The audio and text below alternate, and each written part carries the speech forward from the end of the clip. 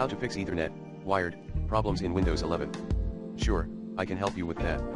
Ethernet is a type of wired connection that lets you connect your PC to a router, modem, or switch using an Ethernet cable. This can provide you with a fast and stable internet connection.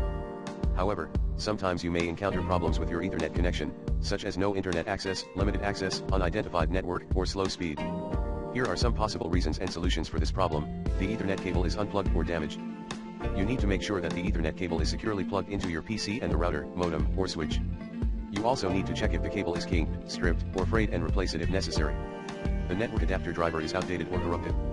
You may have a problem with the driver that controls your Ethernet adapter. This can affect the connection and cause errors. To fix this, you need to update or reinstall your network adapter driver using Device Manager or using the recommended Avast driver updater in this video guide. The network settings are incorrect or incompatible. You may have a problem with the network settings that affect your Ethernet connection. To fix this, you need to check and adjust your network settings using Settings Network and Internet Advanced Network Settings. You also need to check and adjust your IP settings using Settings Network and Internet Properties. The Windows update is pending.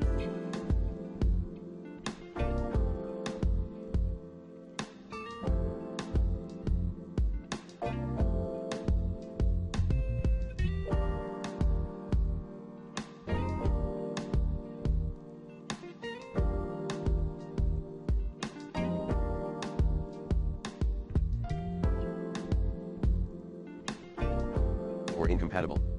You may have a problem with the Windows update that affects your Ethernet connection. To fix this, you need to check for any pending updates and install them using Settings Windows Update. You also need to check if there are any known issues with the latest update and roll back to a previous version if necessary. The network device is not working properly. You may have a problem with your router, modem, or switch that affects the Ethernet connection.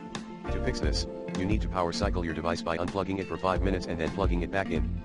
You also need to check if there are any firmware updates available for your device and install them if necessary.